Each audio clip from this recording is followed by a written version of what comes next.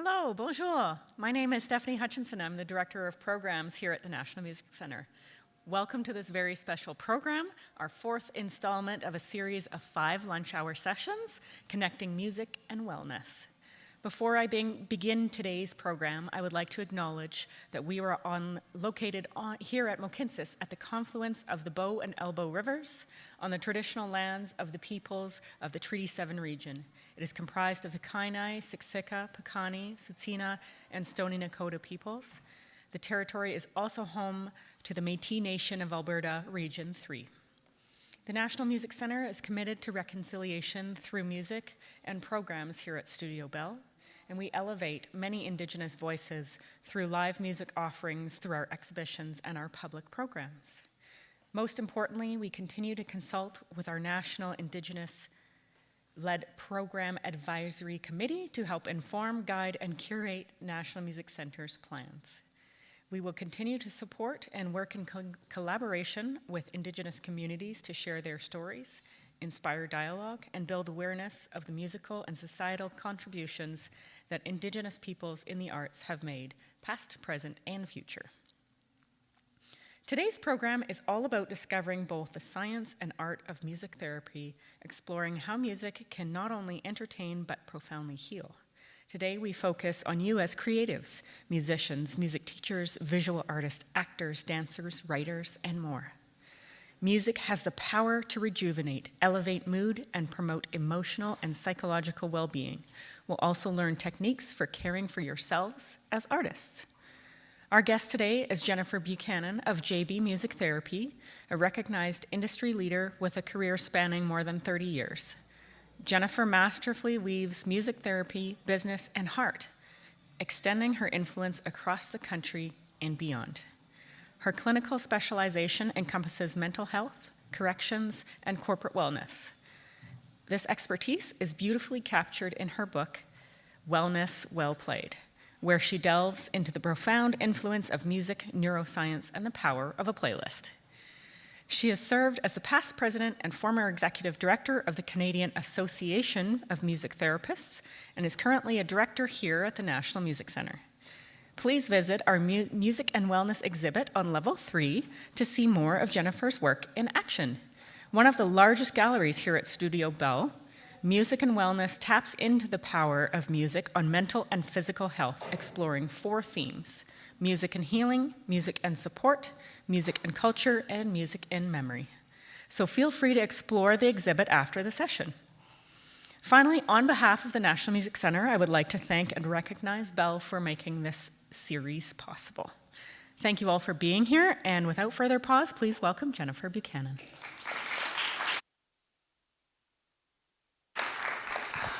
Well, hello, artists and music teachers and people that are contributing so much to our community. I just went on social media this morning where I have carefully curated it now for my curiosities and interests as well as beauty. And I came across this. Isn't it remarkable? This is an image that was done by a local photo artist, Tracy Ham. And I sent her a quick Facebook message this morning, and luckily she's not a musician because she got back to me before 9 a.m. And she said, yes, you can absolutely use it today. It was captured and shared on Canadian landscapes. Our city is art. And I feel she reflected that so beautifully in this image today. And what a beginning, best start for us to come together. And just on Wednesday, I was with the Calgary Arts Development Association speaking on a panel. And they were talking about how artists continue to contribute and add to our society. And here's what I heard some people say. I heard them say that art is linked to the fundamental sense of self, that artists use various forms of expression to convey things such as feelings, state of communities, and our civilization, that artists depict critical moments and perspectives throughout time and space, and that art has always been a creative path to preserve our history, presenting a variety of points of view and scenarios throughout the ages.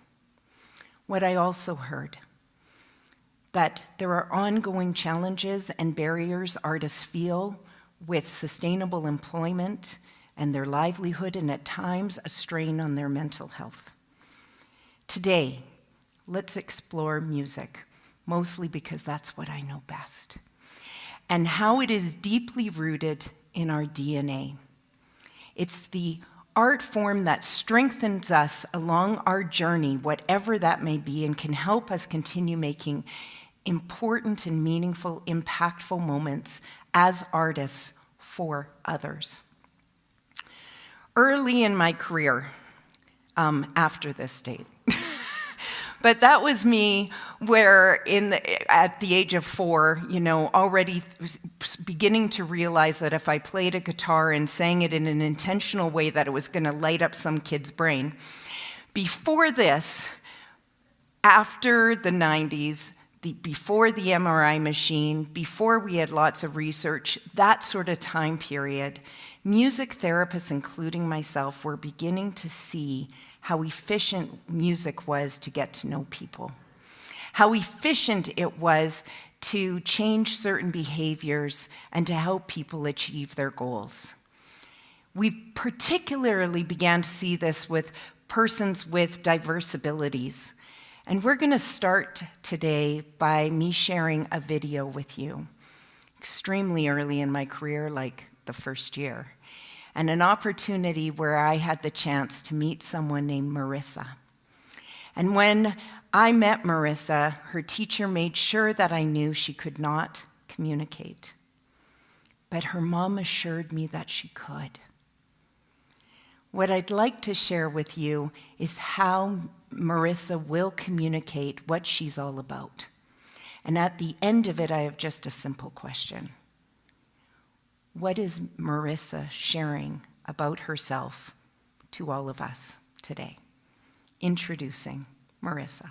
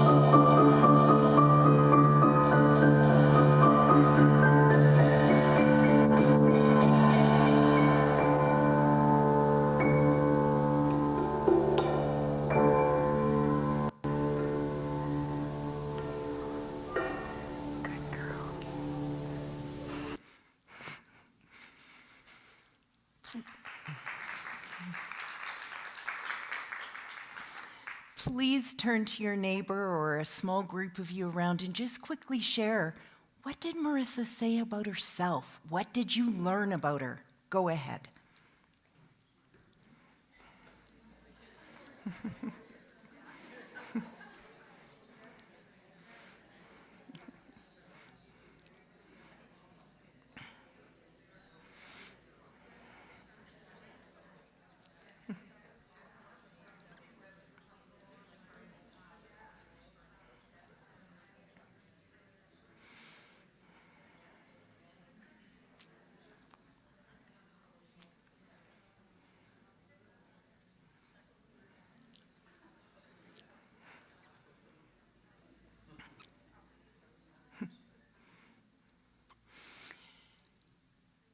Some of the things you may have said.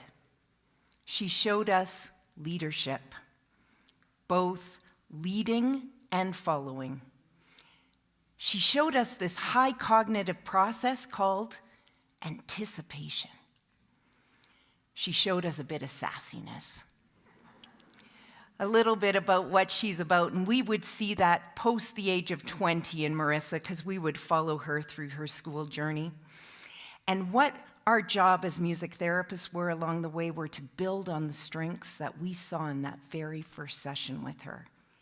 How can we use those strengths to help her reach whatever goals it was, including hopefully someday that our teacher would say, wow, she sure knows how to communicate.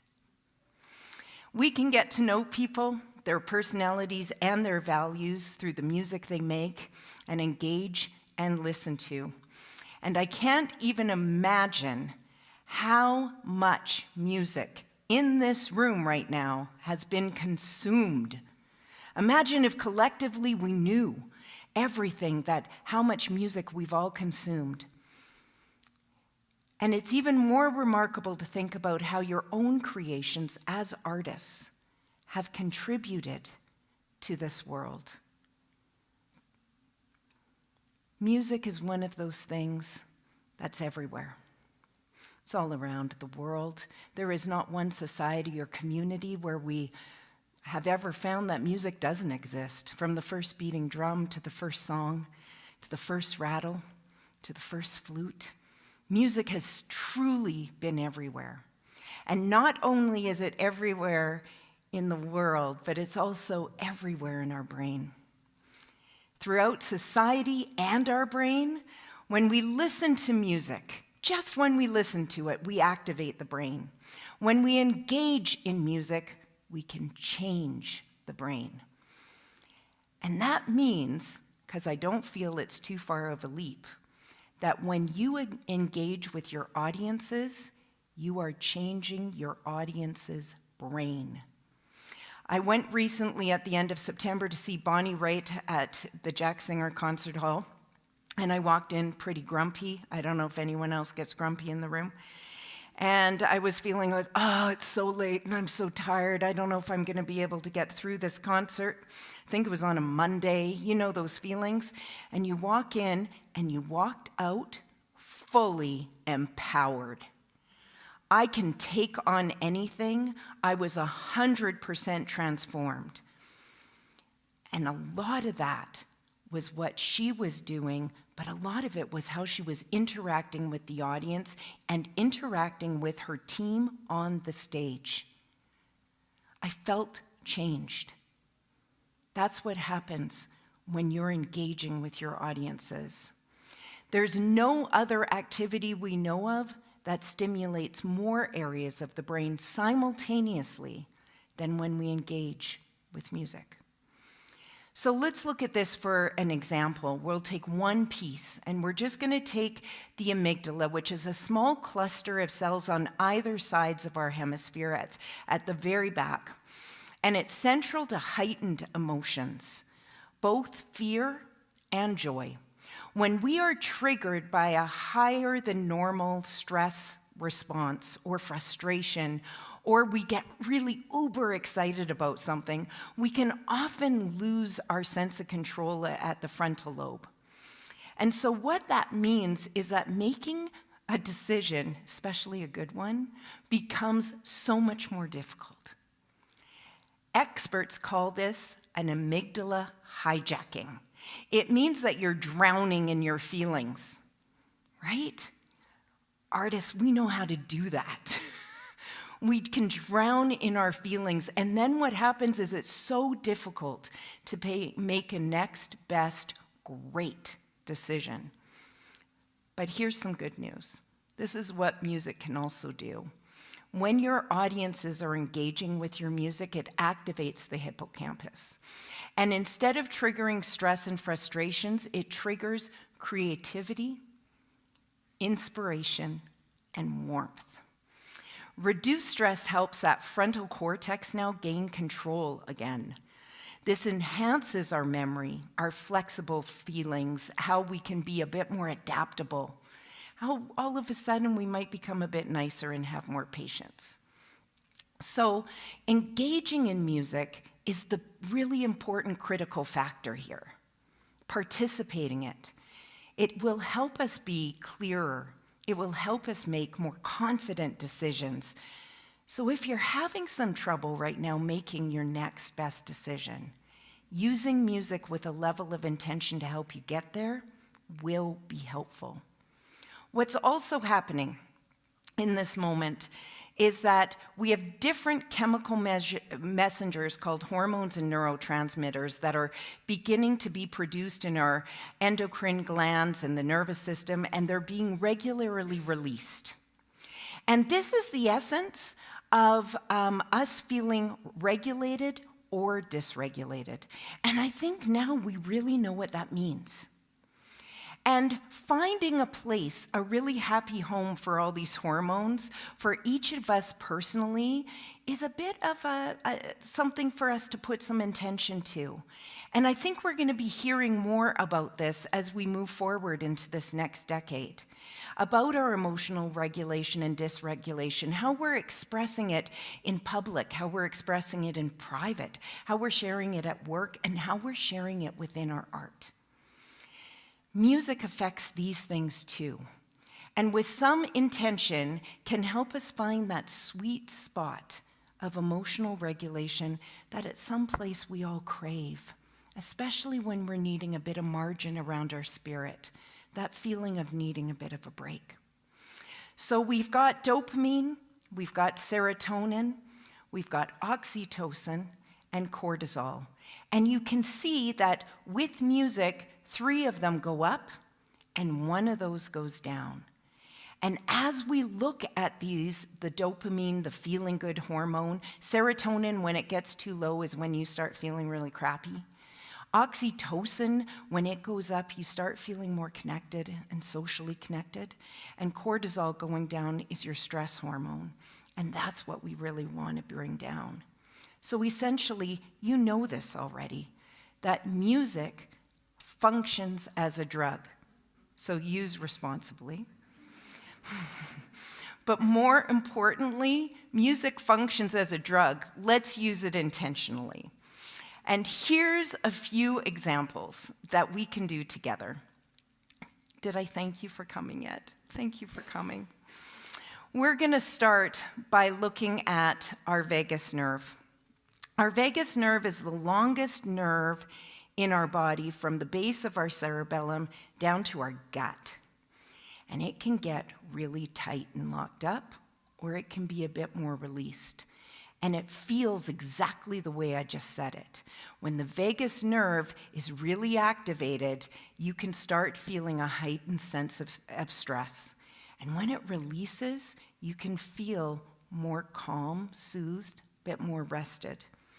So one of the things we learn early on around the vagus nerve, and if you're really interested in work like this, you can look up polyvagal theory.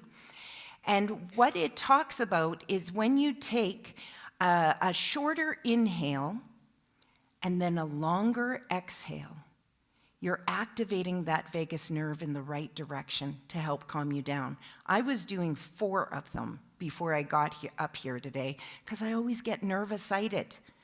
And so if you're an artist who gets a little nervous-sighted like me, as you're preparing your craft and you're passionate about what you do, a few of these can really help. But guess what else does the same thing? A little inhale and a longer exhale. Oh yes, my friends, it's singing. So guess what we're about to embark on? Now, I'm going to tell you about this first, because what I want to share is every Friday I've been choosing a different song, and I've been selecting it incredibly intentionally. I've been engaging in my choice. And as I engaged in today's choice, I came at it for a few different reasons. One is knowing your artists and appreciate art. The second is that it's Joni Mitchell's 80th birthday year. Can we just give a hand to Joni Mitchell right now? Right? The third reason I chose this song is because it was one of my signature songs when I started out as a music therapist, and it just brings a flood of memories for me. And the last one is the reason why Joni wrote this song. And she wrote it in response to another artist. She wrote it in response to Neil Young. They were both about their early 20s, and Neil Young had just turned 21. And he came up to Joni and he said, I just left the band. He either left or he was kicked out. It's a little murky. So he just left the band and he thought his life was over, right? Have you ever had those feelings where life is over? And Joni just looked at him right on, and she goes, oh my God, if you're gonna say that at 21 your life is over, then there's no hope for anyone. I'm gonna write you a song, and it's gonna include hope. And she wrote this song for Neil Young. I hope that you will help me sing it. And if you don't know it, it repeats the chorus several times. Repetition is so awesome. And so by about the second or third time, you're going to be good. You're going to be good to go. Did I say how happy I am you're here today? Here we go, friends. Yesterday, a child came out to wander, caught a dragonfly inside a jar. Fearful when the sky was full of thunder, and tearful at the falling of a star. And the seasons, they go round and round, and the painted ponies go up and down. We're captive on a carousel of time. We can't return, we can only look behind from where we came and go round and round and round the circle again. Then the child moved 10 times round the seasons, skated over 10 clear frozen streams. Words like, when you're older, must appease him, and promises of someday make his dreams. Here we go. And the seasons, they go round and round, and the painted ponies go up and down. We're captive on a carousel of time. We can't return, we can only look behind from where we came and go round and round and round, circle again. 16 springs and 16 summers gone now.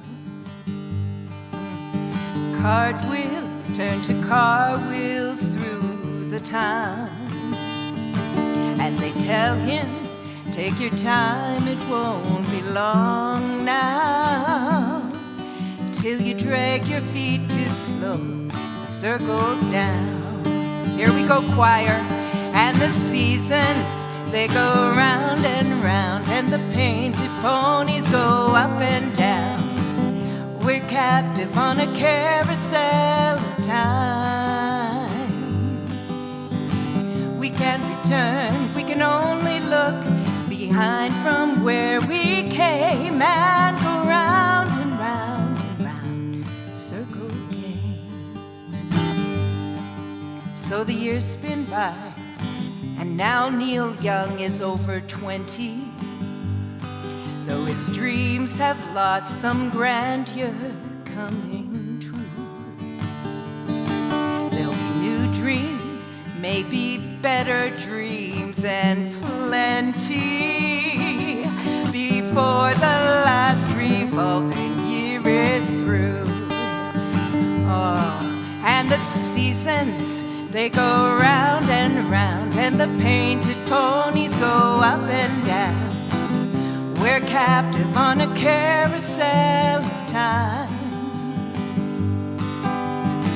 We can't return, we can only look behind from where we came and go round and round and round in the circle game.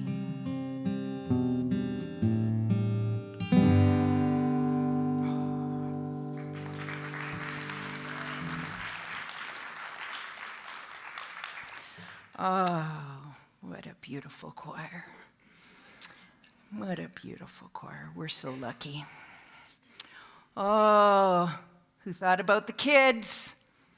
Who thought about the grandkids? Who thought about you and your inner child? So much in that. As music therapists, we're always breaking down music. The different elements of music affect all of us differently, from genre, tempo, timbre, the tone, to melody, rhythm, lyric. Today we're going to draw on one of those. We're going to look at tempo today. And I just want you to embody the 3 tempos that I'm about to play. Now, I also know that we have artists and music teachers in the room today, and I have to warn you that what you're about to hear is a metronome, which can cause a little bit of a tic or some anxiety for many of us. I promise you it will be short-lived, and I just want you to really, really consider just the tempo of what we're hearing, not so much the tone. There's going to be 3 of them.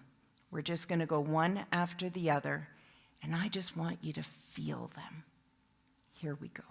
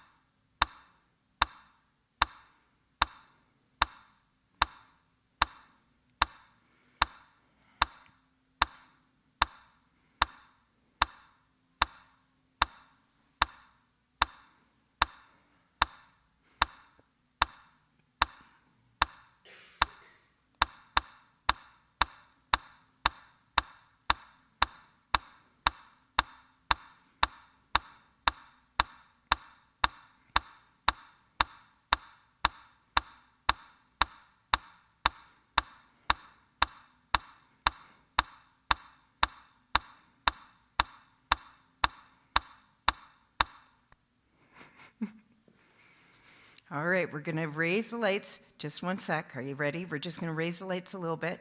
Okay. Who resonated with the first one the best today in this moment? Who resonated with this one first in the perfect? All right. Who resonated and just felt relatable to that second one? Yeah. Okay. And who here? Yeah, you're all waiting for it. You had to wait a long time to put your hand up. Okay, who's for the third one? Go ahead, put your hand up. Here we go. How's that possible? How's that possible that we're all in the same room at the same time? We're all here for a similar reason. We all are in the same building, and yet that was about a third. And I can tell you with every audience I talk to, it's about the same. How's that possible? That's just one element of music, affecting all of us differently towards our preferences. But there's good news for this too, because as artists, we're always wanting to get it in the pocket. We're wanting to get it exactly right. And so we're needing another phenomena to go along with this tempo, and it's called entrainment. And what you're about to see behind me is 30 2 real metronomes with a real person, I have to say that now with AI, right? with a real person actually starting them all. They're all at the same tempo, but they're all going in different directions. And this is a phenomena that is known in all of the sciences, in biology, chemistry, physics. It's known in all of them, including music. And actually, the very first study that was done on this was because there were 2 grandfather clocks or more beside one another, and they eventually started to go at exactly the same time, even though they were going in different directions prior. And so as you watch these 32 metronomes behind me, you're going to start seeing them go in sync.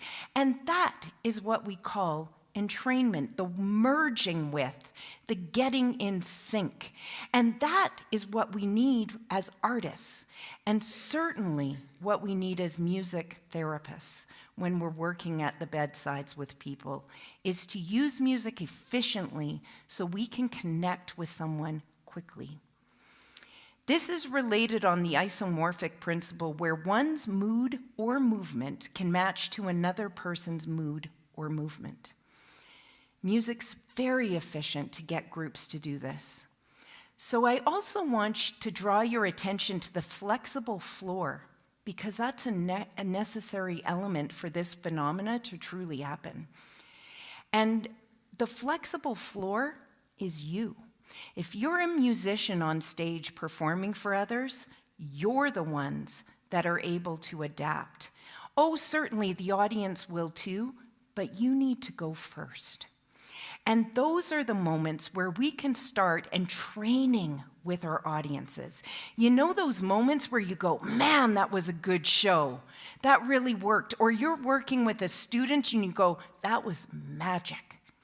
It's magic because there was a level of entrainment that happened, and you were a big part of it.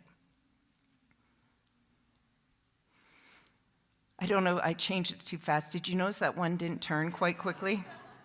I know, eventually does. There's one in every crowd. Yeah. So what we're going to do now is we're again going to raise the house lights, because we've got little gifts that we're going to be passing around. We've got 3 music therapists in the room right now who thought they were coming here incognito, but they're going to go to work right now. And they're going to pass out instruments to every person in the room. And they're just small ones, okay? And Shannon, what's the thing we say? You get what you get, and you don't get upset. You get what you get, but you don't get upset. That's what we say to the kids. So everyone's going to get a small one. If you don't want one, no pressure, only if you want one. And we're just going to play a little bit, and then I promise we're going to take them back, okay? This is that interactive portion of the group. So we're just going to keep handing them out. That's it. Here we go. We're just going to pass them around. Yeah, if anyone else wants to help to start passing some around, you can just grab some out of the bag. That's good. Coming around. That's great. Beautiful, beautiful. And you're going to see they come in all shapes and sizes, all different colors. They all have different sounds. Thank you so much. Oh, I so appreciate that you're going to do this with us. Oh, thank you. This is the fun portion. Here we go. You get what you get, but you don't get upset, but you really want what the other person has. You can always negotiate. I'm into good negotiations. That's right. It's terrific. Oh, I love this.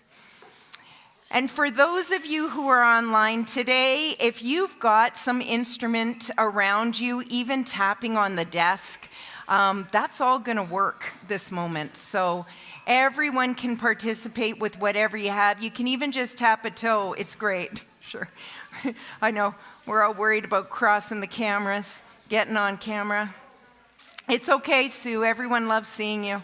See, there's real people here. It's wonderful.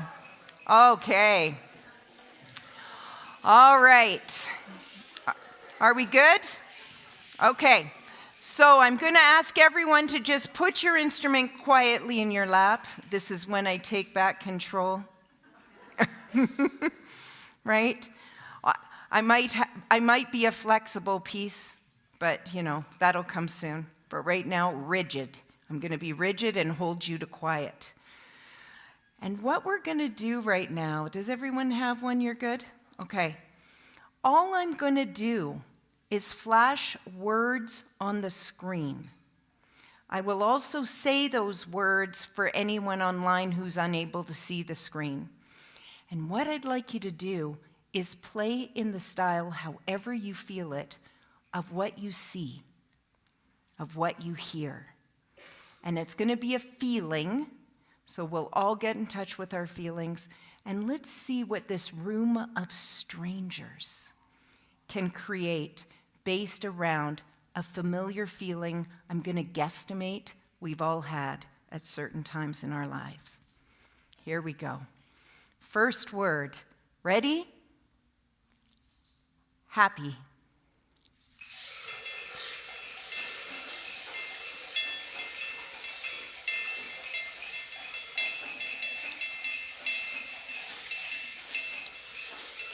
Restless. Restless.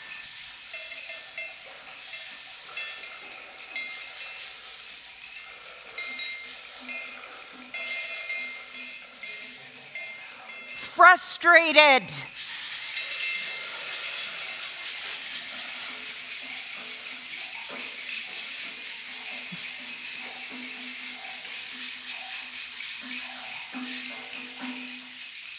Reflective.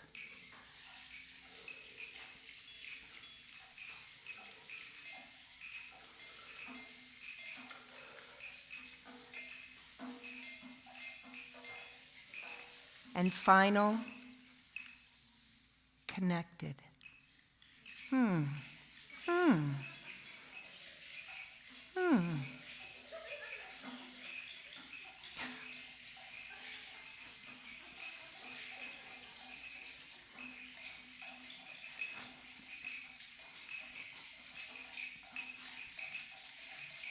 Fantastic.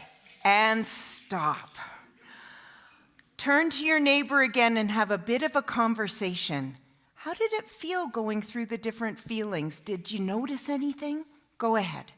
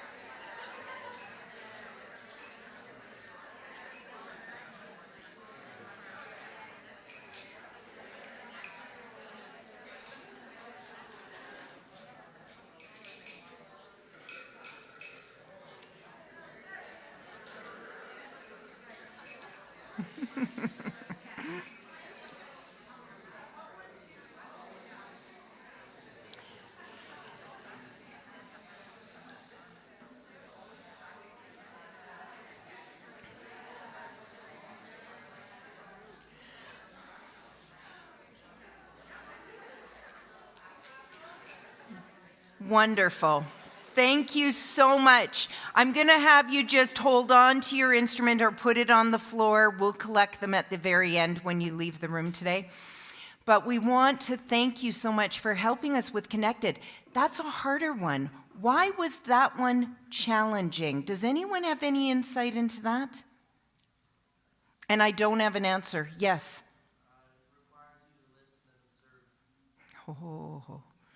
Okay, let's just feel that for a sec. All right, anybody else want to contribute to that? Yep. Something you can't do alone. Oh, right? Oh my gosh, all the feels. Something you cannot do alone. Yes. It requires a sensitivity to everyone. Thank you. And do you notice how you're like the bridge between the two sides? Do you see that? But I'm really enjoying it. I'm really enjoying feeling you're the bridge. So thank you for sitting right there. I like it. What else? Anything more? Yes. There's a depth just to connecting. There's It's not obvious how to translate that. there's a depth to connecting. It is not obvious how that transcends or delivers, expresses, or how it shows up. Love that. Thank you. Thank you for playing today. Did you know, this is just a sidebar, so when you learn something, it takes 400 practices to actually learn something. Did you know that? But if you learn it in play, it takes about 30 times. Right. If you learn it in play. Top 7 tips to maximize your music. This is for the artists. Thank you so much. We're going to go through these top 7 tips, and these are the pieces to take home with you. They're considerations, not only for those you are working with, but also for yourself. The first one, to take a moment to identify your preferences, to consider all those elements that we were sharing prior, and to think about, how does tempo affect me at different times of day? How is it that certain tones grate on me? You might have just had one of those that was around you and you went, oh yeah, I forgot I didn't like that sound. So there might be different elements like that. We also know that when we listen to music that we can't stand, whatever that is, whatever that music is, at a cellular level, our blood vessels constrict a little bit. We don't get as much oxygen to the brain, and we literally feel pinched and a bit grumpy. And I'm sure you have felt that. But when we listen to music that inspires us, that is when those same blood vessels open up a little bit. We feel more creativity and warmth because there's more oxygen to the brain. Second, listening habits. My favorite question around here isn't when you listen to music. It's when you don't. When do you never listen to music? And that's just an idea for you to be able to think about, because there's probably a really good reason you don't. But if there isn't, the question is, why do you still not do it? Maybe it just doesn't suit, but it begins to get you to think about those other moments when you do listen to music intentionally and why you do it. Third, ensuring you've got the right kit. Do you have all the stuff you need? Technology is sort of eluding a lot of people right now. I'm seeing groups of people that are being left behind and no longer having access to their music. Groups of them. And so why I brought this one up is because I'm going to assume as artists, you are all good. I'm going to assume that you have exactly what you need. You're either streaming, you're going back to vinyl like I have done, you still have some CDs left and a CD player that sounds decent. Perhaps you have a Walkman that you went and found some. Remember, transformational was the Walkman, anyone who experienced it. Whatever kit you have. But what I want us, every person in this room, to consider and think about, does everyone you care about and love have the same access? Are they able to access the music they need when they need it? And if not, are you open to helping them? You know, the holidays are coming up, and I keep reminding people, if you don't have the speaker you want, if you don't have the streaming service you want, if you don't have the playlist you really want, now's the time to tell that family, I know what I need. And then what you can do is say, I'd like a couple of hours of your time to help me get those playlists set up, and that's going to be the best holiday present ever this year, or a birthday coming up. Let's ensure that all the people around us, so we can start putting some resonance into the world, that every person in Canada has access to the music they want to have access to. #goals. All right. Harness the power of music throughout your day. There's an exercise that's going to be mailed to you through email that is called Music for Mood. And it is going to take you through a very detailed exercise to find exactly a mood that you need at a very specific time of day, and then how to put a playlist together just for that moment. So I just want you to know it's coming. I also want you to know that music has its greatest power when we use it in moments. It doesn't have to be all day. We can turn it on and we can turn it off. And then we can turn it on again. And that's when it holds a great amount of influence in our life. Another consideration, because it's a question that I am asked probably the most, which is, Jen, I've been listening to a lot of sad music. Am I okay? And that second part I can't answer so clearly, because you very well might not be okay. But what I do know is that sad music is not bad music. Because if anything, what music does is it does what no words can do. It absolutely can validate us when we find that right song. Music bypasses the verbal. That's what makes it so special. It is what allowed me to connect to Marissa. We didn't need words. There were no words necessary and huge amounts of communication. Because music bypasses the verbal and it validates our feelings, incredibly effective and very efficient.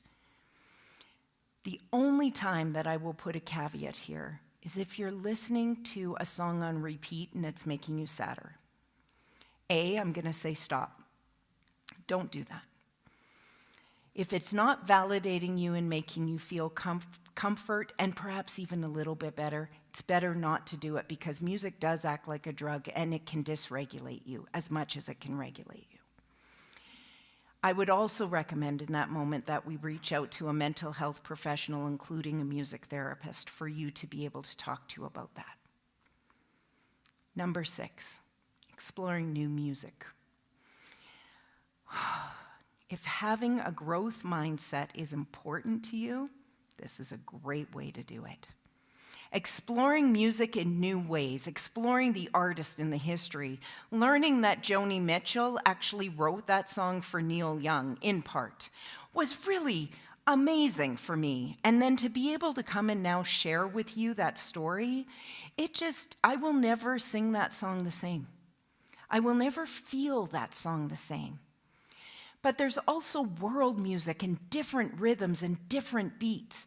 And every time you remain curious and intentional about your curiosities, you're going to learn something new about people through their music. You're going to get to know them in a whole new way. It's also lovely to consider generations. What are those young folk listening to today? What are our not so young folks listening to, and why is it so important to them? Again, with the holidays coming up, I'm recommending to everyone that as you get together with different groups and you've got different ages around, there's no reason we can't be asking the question, what music have you been drawn to lately, and why? And it's so great to hear what the 7-year-old or the 8-year-old says. It's so great to hear what the high schooler is going to say, what music they've been listening to. And you might even find a few moments to listen to it with them. And we can get to know others through their music. And number 7, a song is never just a song. And a playlist is never just a playlist. A song is someone's, especially one they engage with, is one of those things that is so deeply personal and says so much about them and a meaningful moment. And a playlist is a part of their journey. And if none of these work, keep calm, there's always therapy.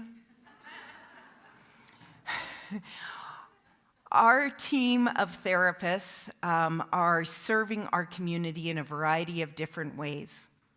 And some of those ways include reducing anxiety in patients on ventilators and ICU, helping adolescents and adults who are going through some deep-seated traumas and anxieties and perhaps feeling inadequate to express those feelings through music, that they are connecting to those living with dementia.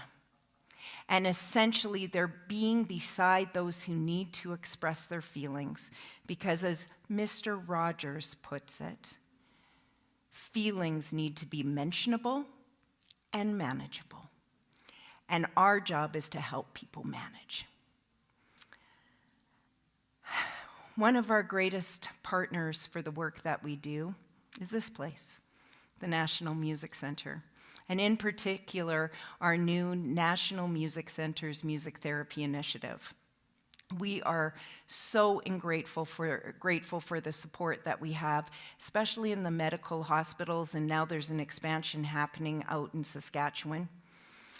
And you may have heard a slogan from one of our very popular tech companies, and they say, "Think different." But here at the National Music Center, they're encouraging us all to feel different. We've put your feelings to music. As you registered for today, you put a list of songs that motivate you and a list of songs that soothe you, and so did the previous groups. We've already spoken to educators, and then we spoke to healthcare, and then we spoke to the wellness practitioners, and today it's you, the artists. Next week it's going to be corporate. All of those playlists are available at the National Music Center Spotify account. You can take a picture of this, but it will also be sent to you as registrants of this program. And then what we'd like to encourage you to do is to visit the rest of this incredible building. Please take a moment. And on the third floor is the wellness exhibit that Stephanie was talking to you about earlier. But the whole place feels very special and meaningful, and I feel we're so lucky to have it right here in our hometown. But it also feels like a place where Canada lives.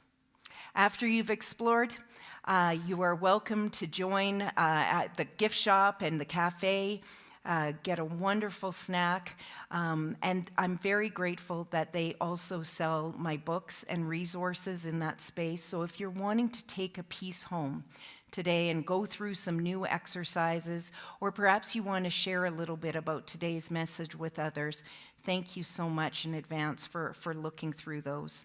And lastly, you are all welcome back next week on November 24th, where we're going to tune into music at work. If you're looking more for focus and productivity, that's going to be next week. And none of this would be possible without Bell. Bell has supported this particular program, Tune Into Music for Health, Happiness, and Success, and we are just so grateful. I want to thank each and every one of you for attending. We're going to open it up for some questions and answers next. Thank you.